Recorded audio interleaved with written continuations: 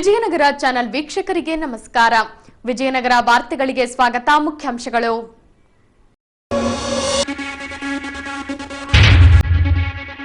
ಪ್ರಾರಂಭಗೊಂಡ ಅಂಧರ ರಾಜ್ಯ ಮಟ್ಟದ ಚದುರಂಗ ಸ್ಪರ್ಧೆ. ಅಂಧರಿಗೆ ಆನಂದ್ ಸಿಂಗ್ ರವರ ಸಹಕಾರ ಸದಾಗಿರುತ್ತೆ, ಭರವಸೆ ನೀಡಿದ ಸಿದ್ಧಾರ್ಥ ಸಿಂಗ್. ಪ್ರಥಮ ವರ್ಷದ ಪ್ರವೇಶ ಪ್ರಕ್ರಿಯೆ ಪ್ರಾರಂಭಿಸಿದ ಜಿಟಿಟಿಸಿ 60 ಸೀಟುಗಳು ಮಾತ್ರ ಲಭ್ಯ. ಸುದ್ದಿಗೋಷ್ಠಿಯಲ್ಲಿ ಸ್ಪಷ್ಟಪಡಿಸಿದ ಜಿಟಿಟಿಸಿ ತರಬೇತಿ ಕೇಂದ್ರದ ಪ್ರಾಂಶುಪಾಲರು. ಸಬ್ಸಿಡಿ ದರದಲ್ಲಿ ಬೀಜ ವಿತರಿಸುವಂತೆ ಕೃಷಿ ಇಲಾಖೆಗೆ ಮನವಿ ಸಲ್ಲಿಸಿದ ಕರ್ನಾಟಕ ಪ್ರಾಂತ ರೈತ ಸಂಘ. ಕೊಟಗಿನಹಾಳ ಗ್ರಾಮಕ್ಕೆ ಭೇಟಿ ನೀಡಿದ ಸಿದ್ಧಾರ್ಥ ಸಿಂಗ್, ಗ್ರಾಮಸ್ಥರಿಂದ ಕುಂದುಕೊರತೆಗಳ ಅಹವಾಲುಗಳ ಸ್ವೀಕಾರ.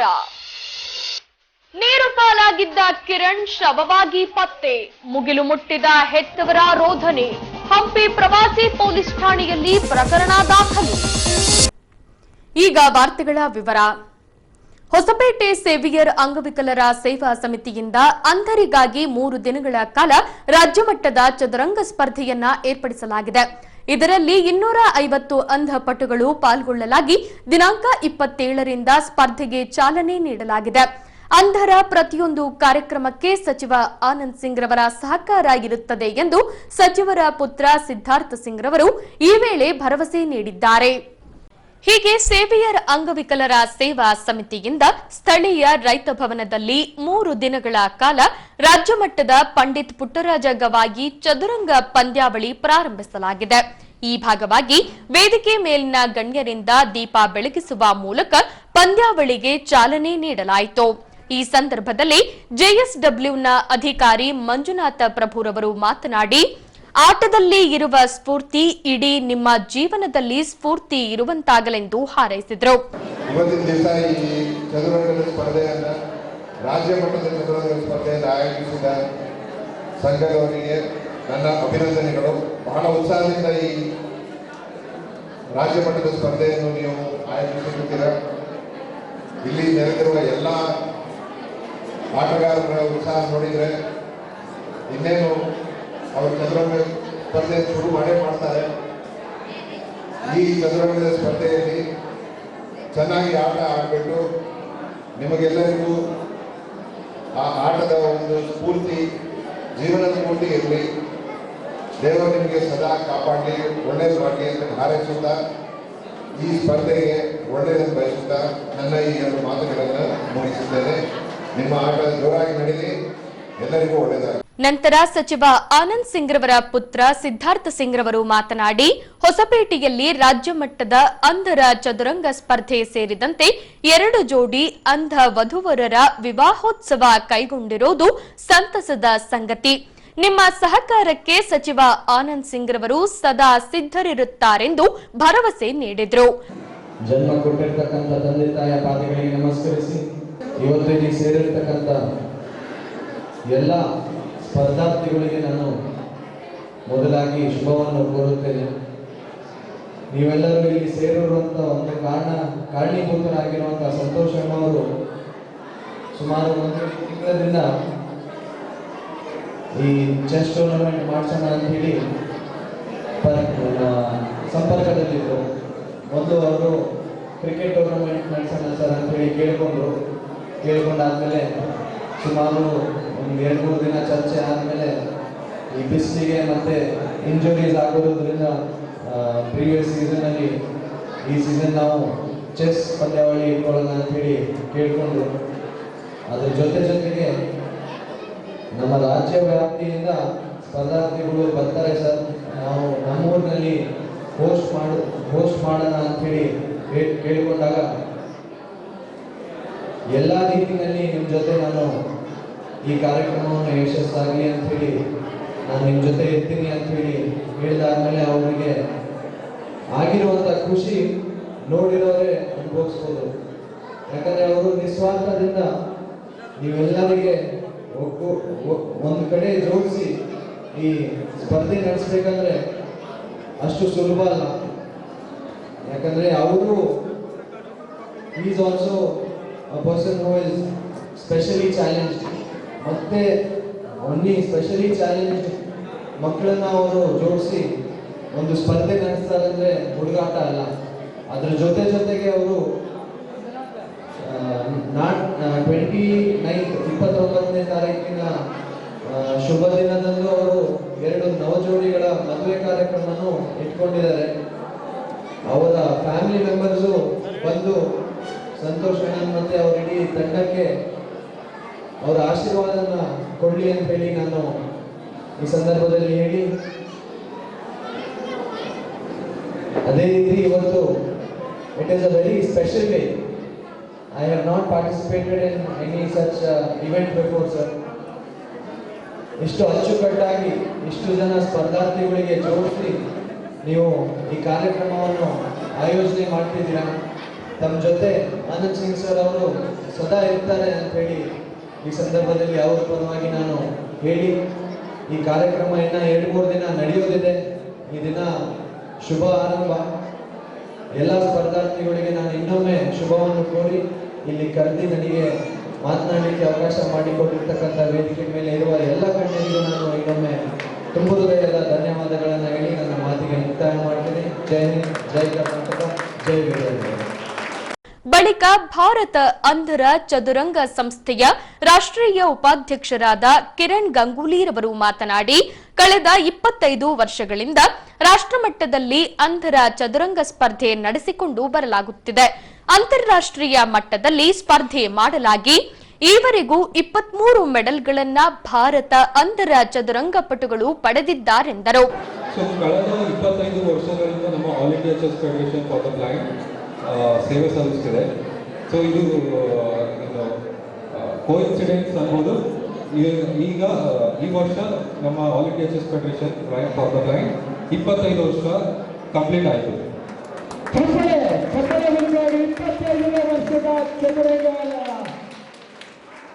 ಸೊ ಕಳೆದ 25 ವರ್ಷದಲ್ಲಿ ನಾವು 40ಕ್ಕೂ ಹೆಚ್ಚು ಇಂಟರ್ನ್ಯಾಷನಲ್ ಟೂರ್ನಮೆಂಟ್ಸಿಗೆ ನಮ್ಮ ಇಂಡಿಯನ್ ಟೀಮನ್ನು ಕಳಿಸಿದ್ದೀವಿ. ಸೊ ಇದರಲ್ಲಿ 23 ಅಂತಾರಾಷ್ಟ್ರೀಯ ಮೆಡಲ್ಸ್ನ ನಮ್ಮ ಪ್ಲೇಯರ್ಸ್ ವಿನ್ ಆಗಿದ್ದಾರೆ.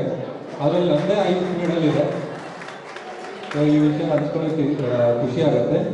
ಸೊ ಕರ್ನಾಟಕದಲ್ಲೂ ಅದು ಈ ಸತಿ ಇದು 7ನೇ ಟೂರ್ನಮೆಂಟ್ ನಮ್ಮ ಕರ್ನಾಟಕದಲ್ಲಿ ಆಗ್ತಿರೋದು.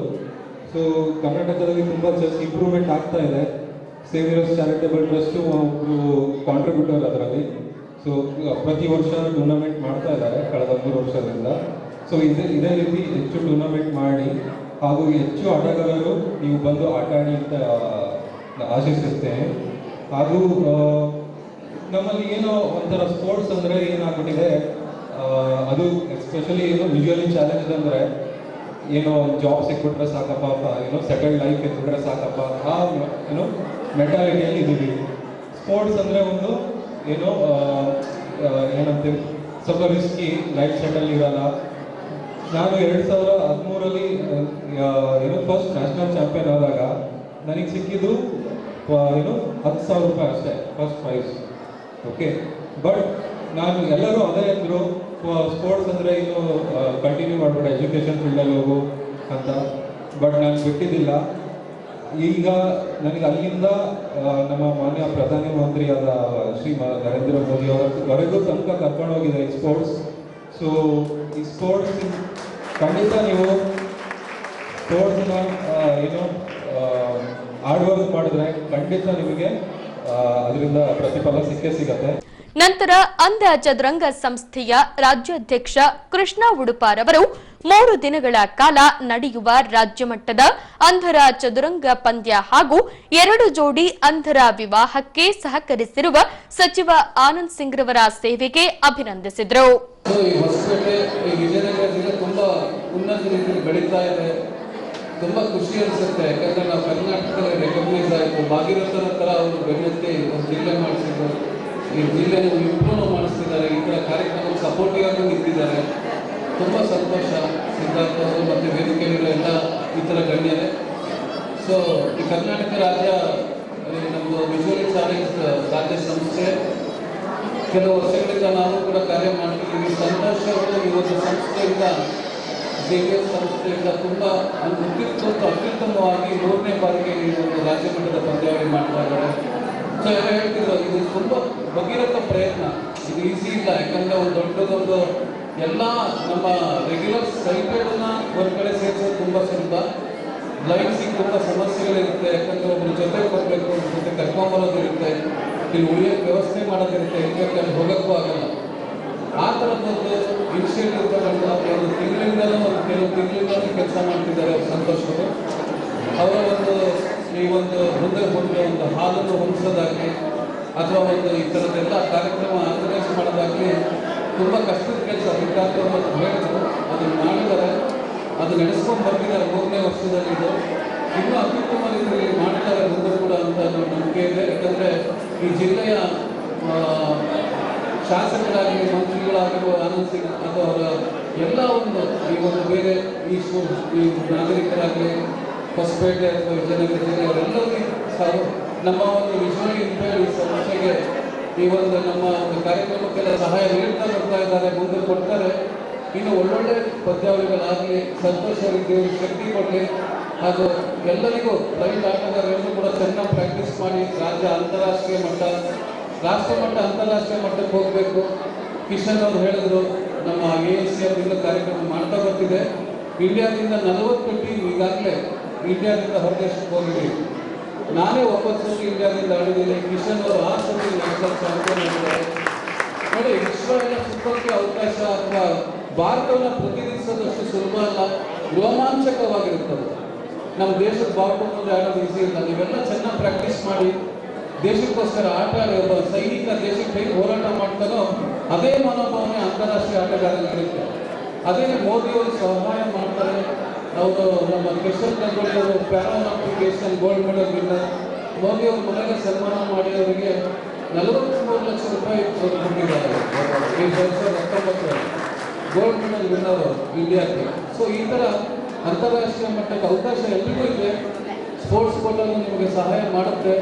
ಸೊ ಈ ಥರದ ನಿಮಗೆ ಜಾಬಿಗಾಗಲಿ ಅಥವಾ ಯಾವುದೇ ಒಂದು ಕಾಲೇಜಿಗೆ ಎಜುಕೇಷನಿಗಾಗಲಿ ಸಂತೋಷ ಈ ಥರ ಪಂದ್ಯಾವಳಿಗಳು ಮಾಡೋದ್ರಿಂದ ನಿಮಗೆ ಒಂದು ವೇದಿಕೆ ಸಿಗುತ್ತೆ ನಿಮ್ಮ ಒಂದು ಪ್ರತಿಭೆ ತೋರಿಸೋಕ್ಕೆ. ಇನ್ನು ಅತ್ಯುತ್ತಮವಾಗಿ ನೀವು ಪರ್ಫಾರ್ಮೆನ್ಸ್ ಮಾಡಿ ಪಂದ್ಯಾವಳಿಯಲ್ಲಿ ಸ್ಪರ್ಧಾತ್ಮಕವಾಗಿರಲಿ, ಯಾವುದೇ ರೀತಿ ಸಮಸ್ಯೆ ಇದ್ದರೂ ಮಾತಾಡಿ ಬಗೆಹರಿಸ್ಕೊಳ್ಳಿ. ಹಾಗೂ ಈ ನಮ್ಮ ಒಂದು ಚೆಸ್ ಆಟ ಇಡೀ ಒಂದು ಹೊಸಪೇಟೆ ಈ ಏರಿಯಾದಲ್ಲಿ ಇನ್ನೂ ಪ್ರಚಾರ ಆಗಲಿ, ಅಥವಾ ನಮ್ಮ ಕರ್ನಾಟಕದ ಆದ್ಯಂತ ಬಂದಿರತಕ್ಕಂಥ ಎಲ್ಲ ಆಟಗಾರರು ಇದೊಂದು ಅಂತಾರಾಷ್ಟ್ರೀಯ ಮಟ್ಟಕ್ಕೆ ಒಂದು ಹೋಗ್ಲಿಕ್ಕೆ ವೇದಿಕೆ ಆಗಲಿ. ನಿಮ್ಮ ಶಕ್ತಿ ಮೀರಿ ಆಟ ಆಡಿ, ಒಳ್ಳೆ ಗೇಮ್ಗಳನ್ನು ತನ್ನಿ. ಈ ಸ್ಪೋರ್ಟ್ಸ್ ಏನಂದರೆ ನಾವು ಸ್ಪೋರ್ಟ್ಸ್ಮನ್ ಸ್ಪಿರಿಟ್ ಅಂತಾರೆ, ಆ ಸ್ಪೋರ್ಟ್ಸ್ಮನ್ ಸ್ಪಿರಿಟಲ್ಲಿ ಆಟ ಆಡಿ, ಆಮೇಲೆ ಅಂತಿಮ ಎಲ್ಲರೂ ಸ್ನೇಹಿತರಾಗಿ ಒಳ್ಳೆ ರೀತಿಯಲ್ಲಿ ಪಂದ್ಯಾವಳಿ ನಡೆಸ್ಕೊಳ್ಳೋಣ. ಸರ್ಕಾರಿ ಉಪಕರಣಾಗಾರ ಮತ್ತು ತರಬೇತಿ ಕೇಂದ್ರ ಮರಿಯಮ್ಮನಹಳ್ಳಿ ಇವರಿಂದ 2022-23ನೇ ಶೈಕ್ಷಣಿಕ ಸಾಲಿನ ಪ್ರವೇಶ ಪ್ರಕ್ರಿಯೆ ಪ್ರಾರಂಭಿಸಲಾಗಿದೆ. ಕೇವಲ 60 ಸೀಟ್ಗಳಿಗೆ ಅವಕಾಶವಿದ್ದು ಆಸಕ್ತರು ಪ್ರವೇಶ ಪಡೆಯಬಹುದಾಗಿದೆ. ಈ ಅಂಶಕ್ಕೆ ಸಂಬಂಧಿಸಿದಂತೆ ಮರಿಯಮ್ಮನಹಳ್ಳಿಯ ಸರ್ಕಾರಿ ಉಪಕರಣಾಗಾರ ಮತ್ತು ತರಬೇತಿ ಕೇಂದ್ರದ ಪ್ರಾಚಾರ್ಯರ ನೇತೃತ್ವದಲ್ಲಿ ಪ್ರವೇಶ ಪ್ರಕ್ರಿಯೆ ಕುರಿತು ಸುದ್ದಿಗೋಷ್ಠಿ ಹಮ್ಮಿಕೊಳ್ಳಲಾಗಿತ್ತು. ಈ ಸಂದರ್ಭದಲ್ಲಿ ಜಿಟಿಟಿಸಿ ಕೇಂದ್ರದ ಪ್ರಾಂಶುಪಾಲ ಶಂಕರ್ ಆನಂದ್ ಲಾಜೀರವರು ಮಾತನಾಡಿ 2022-23ನೇ ಶೈಕ್ಷಣಿಕ ಸಾಲಿನಲ್ಲಿ ಜಿಟಿಟಿಸಿ ಕೇಂದ್ರದಲ್ಲಿ ಪ್ರವೇಶ ಪ್ರಕ್ರಿಯೆ ಪ್ರಾರಂಭಿಸಲಾಗಿದೆ. ಎಸ್ಎಸ್ಎಲ್ಸಿ, ಐಟಿಐ, ಪಿಯುಸಿ ವಿದ್ಯಾಭ್ಯಾಸ ಪಡೆದವರಿಗೆ ಪ್ರವೇಶ ನೀಡಲಾಗುವುದು. 60 ಸೀಟುಗಳು ಲಭ್ಯವಿದ್ದು ಮೊದಲು ಬಂದವರಿಗೆ ಪ್ರಥಮ ಆದ್ಯತೆ ನೀಡಲಾಗುವುದು. ಆಸಕ್ತ ವಿದ್ಯಾರ್ಥಿಗಳು ಪ್ರವೇಶ ಪಡೆದು ಸ್ವಾವಲಂಬಿಗಳಾಗಬೇಕೆಂದು ಕರೆ ನೀಡಿದ್ದಾರೆ. 2022-23ನೇ ಪ್ರಥಮ ವರ್ಷದ diploma in tool and dye making ಕೋರ್ಸ್ಗೆ ಪ್ರವೇಶ ಪ್ರಕ್ರಿಯೆ ಪ್ರಾರಂಭವಾಗಿದೆ. AICT ಮಾನ್ಯತೆ ಪ್ರಕಾರ 60 ಸೀಟುಗಳು ಲಭ್ಯವಿದ್ದು ಈ ವರ್ಷದಿಂದ ಮೊದಲು ಬಂದವರಿಗೆ ಮೊದಲು ಆದ್ಯತೆ ಮೇರೆಗೆ ಪ್ರವೇಶ ನೀಡಲಾಗುವುದು. ಈಗಾಗಲೇ ಸುಮಾರು ವಿದ್ಯಾರ್ಥಿಗಳು ಬಂದು ಅಡ್ಮಿಷನ್ ಮಾಡಿಸಿದ್ದಾರೆ. ಇನ್ನೂ ಕೆಲವೇ ಸೀಟುಗಳು ಬಾಕಿ ಇದ್ದು ಆಸಕ್ತ ವಿದ್ಯಾರ್ಥಿಗಳು SSLC ಪಾಸಾದ ಆ ವಿದ್ಯಾರ್ಥಿಗಳು ಆದಷ್ಟು ಬೇಗ ಬಂದು ಪ್ರವೇಶ ಪಡೆಯಲು ಈ ಮೂಲಕ ಕೋರಿಕೊಳ್ಳುತ್ತಿದ್ದೇವೆ. ಮತ್ತು ITI ಪಾಸಾಗಿರುವಂಥ ಹುಡುಗರಿಗೆ ಅಥವಾ PUC ಸೆಕೆಂಡ್ ಇಯರ್ ಸೈನ್ಸಲ್ಲಿ ಪಾಸಾಗಿರೋಂಥ ಹುಡುಗರಿಗೆ ಲ್ಯಾಟ್ರಲ್ ಎಂಟ್ರಿ ಅಂದರೆ 2ನೇ ವರ್ಷಕ್ಕೆ ಪ್ರವೇಶ ನೀಡಲಾಗುತ್ತದೆ. ಆ ಥರ ವಿದ್ಯಾರ್ಥಿಗಳು ಇದ್ದರೂ ಕೂಡ ಅವರಿಗೂ ಪ್ರವೇಶ ನೀಡಲಾಗುವುದು. ಆಸಕ್ತರು ಕೂಡಲೇ ಬಂದು ನಮ್ಮ ಕಾಲೇಜಿಗೆ ಸಂಪರ್ಕಿಸಬಹುದು. ಪ್ರವೇಶಕ್ಕೆ ಈ ವರ್ಷದ ಪ್ರವೇಶಕ್ಕೆ ಸಂಪರ್ಕ ಮಾಡಬಹುದು ಎಂದು ಕೋರಲಾಗಿದೆ. ಸಬ್ಸಿಡಿ ದರದಲ್ಲಿ ಬೀಜಗಳನ್ನು ನೀಡಬೇಕೆಂದು ಕರ್ನಾಟಕ ಪ್ರಾಂತ ರೈತ ಸಂಘವು ಕೃಷಿ ಇಲಾಖೆಗೆ ಆಗ್ರಹಿಸಿದೆ. ಅದೇ ರೀತಿ ಕಳಪೆ ಬೀಜ ಮಾರಾಟಗಾರರ ವಿರುದ್ಧ ಕ್ರಮ ತೆಗೆದುಕೊಳ್ಳುವಂತೆ ಒತ್ತಾಯಿಸಲಾಗಿದೆ. ಈ ಅಂಶಕ್ಕೆ ಸಂಬಂಧಿಸಿದಂತೆ ಹೊಸಪೇಟೆ ಸಹಾಯಕ ಕೃಷಿ ನಿರ್ದೇಶಕರ ಕಾರ್ಯಾಲಯಕ್ಕೆ ಆಗಮಿಸಿದ ಕರ್ನಾಟಕ ಪ್ರಾಂತ ರೈತ ಸಂಘವು ಇಲ್ಲಿನ ಅಧಿಕಾರಿಗಳಿಗೆ ಮನವಿ ಸಲ್ಲಿಸಿ ಸಬ್ಸಿಡಿ ದರದಲ್ಲಿ ಬೀಜಗಳನ್ನು ವಿತರಿಸಬೇಕೆಂದು ಆಗ್ರಹಿಸಿದರು. ಇಲ್ಲಿ ನಾವು ಇವತ್ತಿನ ಸಂದರ್ಭದಲ್ಲಿ ಕೃಷಿ ಇಲಾಖೆಗೆ ಬಂದಿರತಕ್ಕಂಥ ಉದ್ದೇಶ ಇಷ್ಟೇ. ಇವತ್ತು ನಮ್ಮ ವಿಜಯನಗರ ತಾಲೂಕಿನಲ್ಲಿರ್ತಕ್ಕಂಥ ಕೃಷಿ ಇಲಾಖೆಯಲ್ಲಿ ಇವತ್ತು ಯಾವುದೇ ಒಂದು ಬೀಜಗಳನ್ನು ಸರಿಯಾದ ರೀತಿಯಲ್ಲಿ ಸಬ್ಸಿಡಿ ರೂಪದಲ್ಲಿ ಇವತ್ತು ಸಿಗ್ತಾ ಇಲ್ಲ. ಯಾಕೆ ಸಿಗ್ತಾ ಇಲ್ಲಪ್ಪ ಅಂದ್ರೆ ಭಾಳ ಸ್ಪಷ್ಟವಾಗಿ ಈಗ ಮೇಡಮ್ ಅವರು ಹೇಳೋದ್ರು, ನಾವು ಫುಲ್ ಅಮೌಂಟಲ್ಲಿ ಇರ್ತತೆ, ಸಬ್ಸಿಡಿ ಬಂದಿರೋದಿಲ್ಲ. ಸಬ್ಸಿಡಿ ಸರ್ಕಾರ ಯಾವ ರೀತಿ ಅದರ ಕಡಿತವನ್ನು ಮಾಡಿರ್ತೈತೆ ಆವಾಗ ನಾವು ಸಬ್ಸಿಡಿ ರೈತರಿಗೆ ಬಂದು ಕರೆದು ಕೊಡ್ತೀವಿ ಅಂತೇಳಿ. ಅದಕ್ಕಾಗಿ ಈ ಬಸವರಾಜ ಬೊಮ್ಮಾಯಿ ಸರ್ಕಾರ ಇಲ್ಲಿರ್ತಕ್ಕಂಥ ಅಧಿಕಾರಿಗಳು ಕೂಡ ರೈತರಿಗೆ ಕೊಡೋಕೆ ಸಂಕಷ್ಟ ಆಗ್ತಿದೆ. ಈಗ ಫುಲ್ ರೇಟ್ ಫುಲ್ ರೇಟ್ ಕೊಟ್ಟು ತೊಗೊಂಬಂಗಿದ್ರೆ ಮತ್ತೆ ಯಾಕೆ ಕೃಷಿ ಇಲಾಖೆ ಇರಬೇಕು? ಅಧಿಕಾರಿಗಳು ಆದರೂ ಕೂಡ ಇವತ್ತು ರೈತರ ಪರಿಸ್ಥಿತಿಯನ್ನು ಯಾವ ಆ್ಯಂಗಲಲ್ಲಿ ಇದ್ದಾರೆ ಅಂತಂದೇಳಿ ಇಲ್ಲಿರ್ತಕ್ಕಂಥ ಅಧಿಕಾರಿಗಳು ಆಗಿರ್ಬೋದು, ಇಲ್ಲಿರ್ತಕ್ಕಂಥ ನಮ್ಮ ಕರ್ನಾಟಕ ರಾಜ್ಯದ ಸರ್ಕಾರ ಬೊಮ್ಮಾಯಿ ಸರ್ಕಾರ ಆಗಿರ್ಬೋದು, ಇಡೀ ರಾಜ್ಯದಲ್ಲಿ ಕೃಷಿ ಇಲಾಖೆ ಇರೋದು ಸಬ್ಸಿಡಿ ರೂಪದಲ್ಲಿ ಸಣ್ಣ ರೈತರು, ಅತಿ ಸಣ್ಣ ರೈತರು ಜಾಸ್ತಿ ಅಮೌಂಟ್ ಇಲ್ಲದಕ್ಕಾಗಿ ಇವತ್ತು ಅಮೌಂಟ್ ಸಬ್ಸಿಡಿ ಇರೋದಕ್ಕಾಗಿ ಇವತ್ತು ನಮ್ಮ ರೈತರು ಬೀಜ ತೊಗೊಳಕ್ಕೆ ಬರ್ತಾರೆ. ಆದರೆ ಇಲ್ಲಿರ್ತಕ್ಕಂಥ ಸರ್ಕಾರ, ಇಲ್ಲಿರ್ತಕ್ಕಂಥ ಅಧಿಕಾರಿಗಳು ಫುಲ್ ಅಮೌಂಟ್ ಕಟ್ಟಿ ನೀವು ಒಯ್ರಿ, ಆಮೇಲೆ ಬಂದು ಅದೇನು ಸರ್ಕಾರ ನಿಗದಿ ಮಾಡ್ತೈತೆ ಆಮೇಲೆ ಬಂದು ನಿಮ್ಮ ಅಮೌಂಟನ್ನು ಕೊಡ್ತಕ್ಕಂಥ ಹೇಳ್ತೀವಿ ಅಂತಂದೇಳಿ ಇಲ್ಲಿ ಬೀಜದ್ದು ಭತ್ತ ಆಗಿರ್ಬೋದು, ಸೆಣಬಾಗಿರೋದು ಒಂದು ಪಾಠ. ಇನ್ನೂ ಒಂದು ನಾವು ಇಲ್ಲಿರ್ತಕ್ಕಂಥ ಗೊಬ್ಬರ, ಸರ್ಕಾರಿ ಗೊಬ್ಬರಗಳನ್ನು ತೊಗೊಳ್ಬೇಕಾಗಿರೋದು ಇವತ್ತು ಸರ್ಕಾರ ಆದೇಶ ಮಾಡಿರೋದು 1200 ರೂಪಾಯಿ DAP.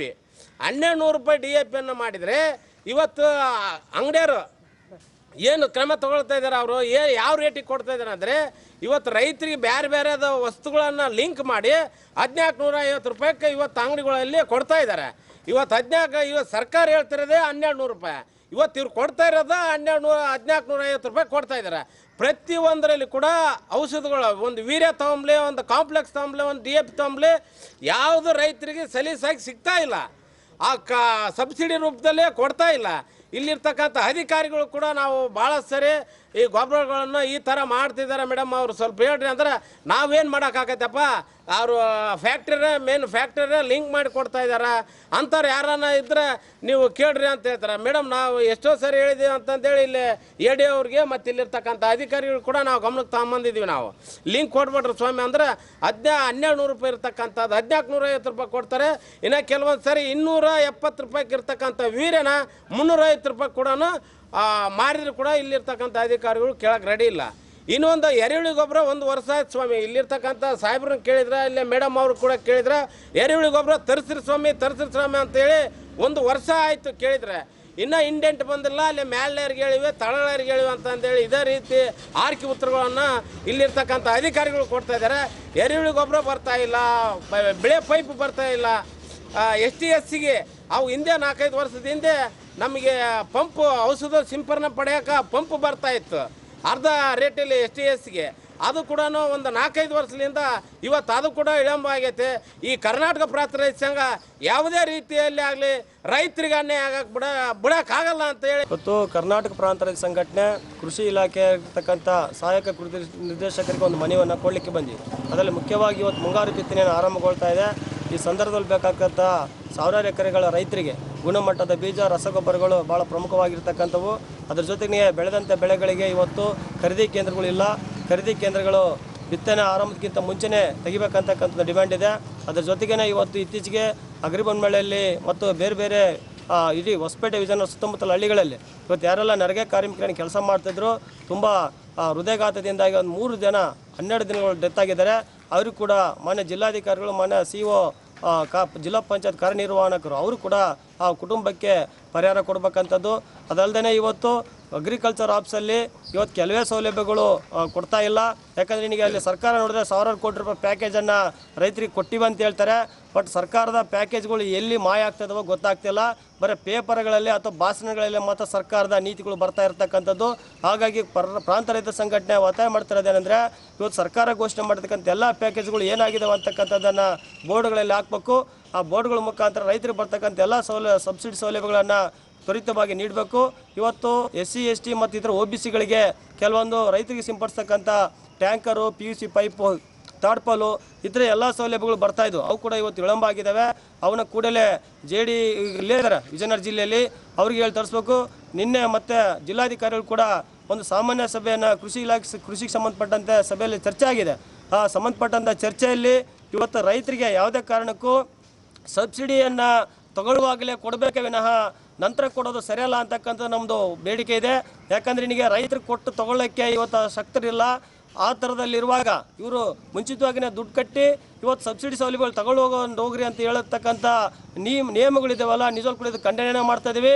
ಸಬ್ಸಿಡಿ ಸೌಲಭ್ಯಗಳನ್ನು ಮುಂಚಿತವಾಗಿ ಕೊಟ್ಟು ಆ ಒಂದು ಸಂಬಂಧಪಟ್ಟಂಥ ಯಾವುದೇ ಬೀಜ, ರಸಗೊಬ್ಬರಗಳೆಲ್ಲ ಕೊಡಬೇಕು. ಮತ್ತು ಫರ್ಟಿಲೈಸರ್ಸ್ ಅಂಗಡಿಗಳಲ್ಲಿ ಇವತ್ತು ಹೆಚ್ಚಿನ ಬೆಲೆಗೆ ಮಾರಾಟ ಆಗ್ತಾ ಇದ್ದಾವೆ. DAP, ಯೂರಿಯಾ ಅವೆಲ್ಲ ಕೂಡ ಕಂಪ್ನಿ ರೇಟ್ ಇರಲ್ಲ. ಒಂದು ಬ್ಯಾಗಿಗೆ 150ರಿಂದ 200 ರೂಪಾಯಿವರೆಗೆ ಜಾಸ್ತಿ ಆಗ್ತೈತಿ. ಅದನ್ನು ಅಧಿಕಾರಿಗಳು ಇಲ್ಲಿ ಪ್ರತಿ ವಿಸಿಟ್ ಮಾಡಬೇಕು, ಶಾಪ್ಗಳಲ್ಲಿ ವಿಸಿಟ್ ಮಾಡಬೇಕು, ರೈತರಿಗೆ ಯಾವ ಥರದಲ್ಲಿ ಮಾರಾಟ ಆಗ್ತದೆ ಅಂತ ನೋಡಬೇಕು. ಅದಲ್ಲದೆ ಇವತ್ತು ಸ್ಟಾಕ್ ಇಲ್ಲ ಅಂತಂದು ಹೇಳುವಂಥದ್ದು ಕೂಡ ನೋಡಿ, ಬ್ಲಾಕ್ ಮೇಲಲ್ಲಿ ಕೂಡ ಹೆಚ್ಚಿನ ದರಕ್ಕೆ ಮಾರಾಟ ಮಾಡ್ತಕ್ಕಂಥದ್ದನ್ನು ಕೂಡ ಫರ್ಟಿಲೈಸರ್ಸ್ ಅಂಗಡಿಯಲ್ಲಿ ನೋಡ್ತಾ ಇದ್ದೀವಿ. ಸೊ ಹಾಗಾಗಿ ಇಲ್ಲಿರ್ತಕ್ಕಂಥ ಜಿಲ್ಲಾಧಿಕಾರಿಗಳು ಮತ್ತು ಇಲ್ಲಿ ಕೃಷಿ ನಿರ್ದೇಶಕರು ಮತ್ತು ಸಹಾಯಕ ನಿರ್ದೇಶಕರು ಒಂದು ಟೀಮ್ ಆಗಿ ಫರ್ಟಿಲೈಸರ್ಸ್ ಅಂಗಡಿಗಳಲ್ಲಿ ಇವತ್ತು ಪರಿಶೀಲನೆ ನಡೆಸಬೇಕು.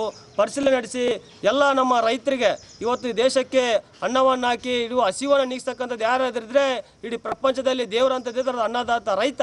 ಆ ದೇವರಿಗೆ ಸಮಾನಾಗಿರ್ತಕ್ಕಂಥ ಅನ್ನದಾತನ ರೈತನ ನಿಲುವಿಗೆ ನಿಲ್ಲದೆ ಹೋದರೆ ಮುಂದೊಂದು ದಿನ ಏನು ತಿನ್ಲಿಕ್ಕಾಗಲ್ಲ, ಮಣ್ಣು ತಿನ್ಬೇಕಾಗ್ತೈತಿ, ಇಲ್ಲಿದ್ರೆ ಕಾಗದ ತಿನ್ಬೇಕಾಗ್ತಕ್ಕಂಥ ಪರಿಸ್ಥಿತಿ ಬರ್ತೈತಿ. ಅಂಥ ಒಂದು ನಿಟ್ಟಿನಲ್ಲಿ ಇಲ್ಲಿರುವಂಥ ಶಾಸಕರು ಮತ್ತು ಅಧಿಕಾರಿಗಳು, ಸರ್ಕಾರ ಇವರೆಲ್ಲರೂ ಕೂಡ ರೈತರ ಹಿತ ಕಾಯಬೇಕಂತಂದೇಳಿ ಈ ಮೂಲಕ ನಾವು ವಿನಂತಿಸ್ತಾ ಇದ್ದೀವಿ. ಇನ್ನು ಸಬ್ಸಿಡಿಯನ್ನ ಸರ್ಕಾರ ಘೋಷಿಸಿದಾಗ ಮಾತ್ರ ಸಬ್ಸಿಡಿ ದರದಲ್ಲಿ ಬೀಜಗಳನ್ನ ವಿತರಿಸಲಾಗುತ್ತಿದೆ, ಇಲ್ಲದಿದ್ದಲ್ಲಿ ಪೂರ್ಣ ದರದಲ್ಲಿ ಬೀಜಗಳನ್ನ ವಿತರಿಸಲಾಗುತ್ತಿದೆ ಎಂದು ಅಧಿಕಾರಿಗಳು ತಿಳಿಸಿದ್ದಾರೆ. ಮುಂಗಾರು ಹಂಗಾಮಿನಲ್ಲಿ ನಮ್ಮ ರೈತ ಸಂಪರ್ಕ ಕೇಂದ್ರ ಅಂದರೆ ಹೊಸಪೇಟೆ ಹೋಬಳಿಯಲ್ಲಿ ಬಿತ್ತನೆ ಬೀಜವನ್ನು ಬೇಗನೆ ಕೇಳ್ತಾರೆ. ಅಷ್ಟರಲ್ಲಿ ನಮ್ಮಲ್ಲಿ ಸಬ್ಸಿಡಿ ದರದಲ್ಲಿ ಇನ್ನೂ ರಿಲೀಸ್ ಆಗಿರೋಂಗಿಲ್ಲ. ಅದಕ್ಕಾಗಿ ನಾವು ಪೂರ್ತಿ ರೇಟಲ್ಲಿ ಕೊಟ್ಟಿರ್ತೀವಿ. ಅದು ಮತ್ತೆ ಅವರಿಗೆ ಆರ್ಡ್ರ್ ಬಂದ ತಕ್ಷಣವೇ MIS ಮಾಡಿ ಅದನ್ನು ಮುಂದೆ ಅವರಿಗೆ ರೈತರಿಗೆ ಸಬ್ಸಿಡಿ ದರವನ್ನು ವಾಪಸ್ ಮರುಪಾವತಿ ಮಾಡ್ತೀವಿ. ಅದನ್ನು ಎಲ್ಲ ರೈತರಿಗೂ ಈ ಮೂಲಕ ತಿಳಿಸ್ಲಿಕ್ಕೆ ಬಯಸ್ತೀನಿ. ಆಮೇಲೆ ತಾಡ್ಪಾಲು ಅಂತ ಕೇಳಿದರು. ತಾಡ್ಪಾಲು ನಮಗೆ ಭಾಳ ಕಡಿಮೆ ಬರ್ತಾವೆ. ಅಂದರೆ SC STಗೆ ಏನು ಕೇಳಿದ್ದಾರೆ, SC STಗೆ 25 SC ಮತ್ತು 25 STಗೆ ಬಂದಿದ್ದು. ಈಗಾಗಲೇ ಅದು ಲಾಟ್ರಿ ಮೂಲಕ ನಾವು ಎಲ್ರಿಗೂ ಇದು ಆಯ್ಕೆ ಮಾಡಿ ಅದನ್ನು ವಿತರಣೆ ಮಾಡಿದ್ವಿ.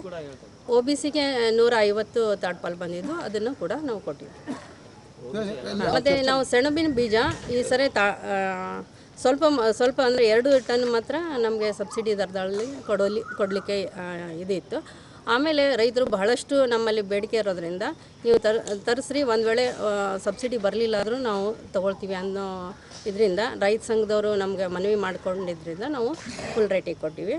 ಆದರೆ ಅದರದ್ದು ಸಬ್ಸಿಡಿ ಬಂದಿಲ್ಲ. ಆದರೆ ಭತ್ತದ ಬೀಜದ್ದು ಸಬ್ಸಿಡಿ ಬಂದಿದೆ, ಅದನ್ನು ಕೊಡ್ತಾ ಇದ್ದೀವಿ. ಅದೇ ರೀತಿ ಕಳಪೆ ಬೀಜ ಮಾರುವುದು ಕಂಡುಬಂದಲ್ಲಿ ರೈತರು ರಸೀದಿ ಸಮೇತ ಕೃಷಿ ಇಲಾಖೆಗೆ ದೂರು ನೀಡಿದ್ದಲ್ಲಿ ಕಳಪೆ ಬೀಜ ಮಾರಾಟಗಾರರ ಪರವಾನಗಿಯನ್ನ ರದ್ದು ಮಾಡಲಾಗುವುದೆಂದು ತಿಳಿಸಿದ್ದಾರೆ. ಏನು KPRS ದವರು ಒಂದು ಮನವಿಯನ್ನು ಇವತ್ತು ನಾವು ಸ್ವೀಕರಿಸಿದ್ದೇವೆ. ಅವರು ಏನು ಆಗಿರ್ತಕ್ಕಂಥ ಒಂದು ಸಮಸ್ಯೆಗಳ ಬಗ್ಗೆ ಭಾಳ ಸವಿಸ್ತರವಾಗಿ ತಿಳಿಸಿದ್ದಾರೆ. ಈಗ ನಮ್ಮ ಕಳೆದ 1-2 ತಿಂಗಳಿಂದ ನಮ್ಮ ಜಂಟಿ ಕೃಷಿ ನಿರ್ದೇಶಕರ ಕಚೇರಿ ಜಂಟಿ ಕೃಷಿ ನಿರ್ದೇಶಕರು ಇಲ್ಲಿ ಬಂದಿದ್ದಾರೆ ವಿಜಯನಗರಕ್ಕೆ ಹೊಸದಾಗಿ.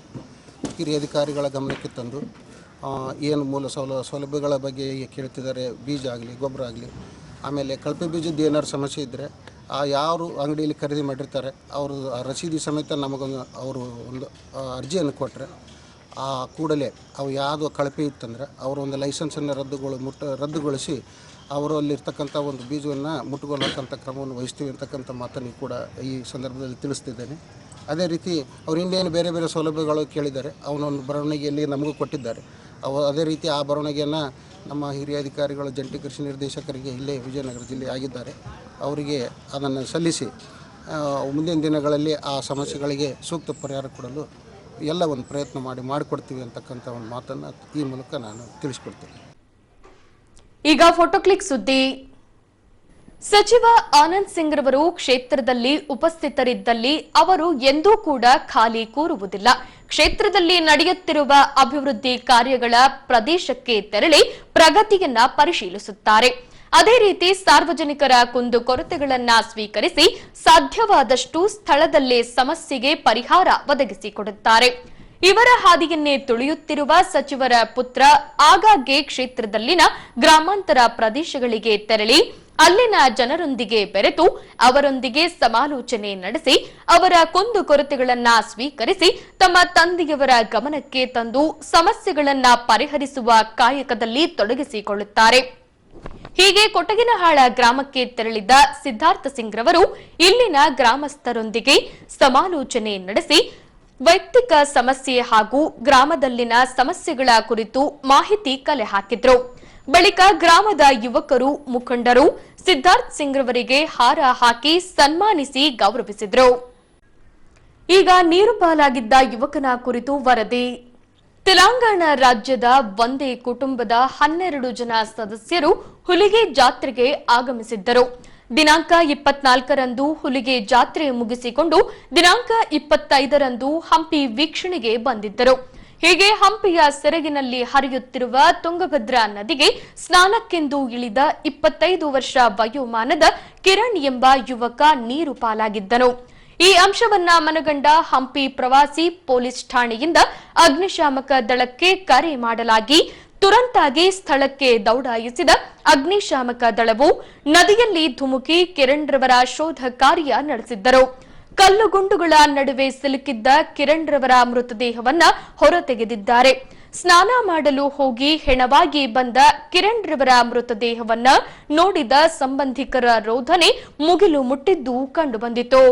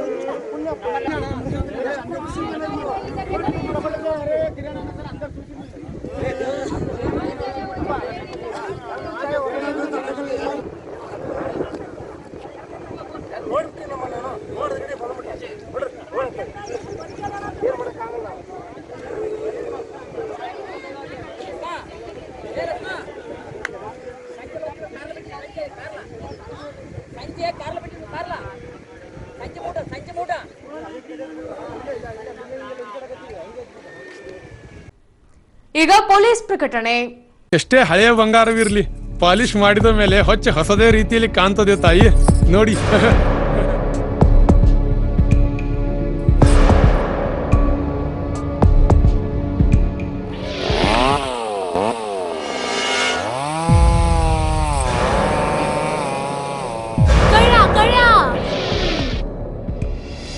ತಾಯಿ ನಿಮ್ ಮೈ ಮೇಲೆ ಅದೋ ಹೊಲಸು ಬಿದ್ದಿದೆ.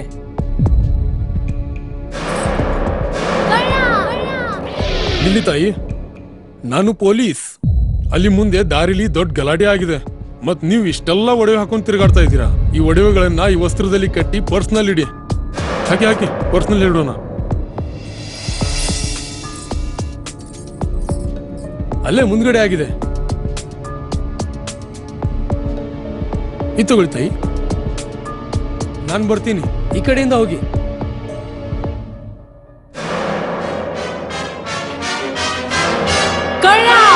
ಇಂತಹ ಮೋಸದ ಸಂಗತಿ ನಿಮಗೂ ನಡೆಯಬಹುದು. ತಮ್ಮ ಬೆಲೆ ಬಾಳುವ ಒಡವೆ ಆಭರಣ ವಸ್ತುಗಳನ್ನು ಎಚ್ಚರಿಕೆಯಿಂದ ಕಾಪಾಡಿ. ಯಾವುದೇ ಮಾತುಗಳಿಗೆ ಮರುಳಾಗಬೇಡಿ. ಸಂಶಯಾಸ್ಪದ ರೀತಿಯಲ್ಲಿ ಯಾರಾದರೂ ಕಂಡು ಬಂದರೆ ಸಮೀಪದ ಪೊಲೀಸ್ ಠಾಣೆಯನ್ನು ಸಂಪರ್ಕಿಸಿರಿ. ಈಗ ಕೊನೆಯಲ್ಲಿ ಮತ್ತೊಮ್ಮೆ ವಾರ್ತೆಗಳ ಮುಖ್ಯಾಂಶಗಳು.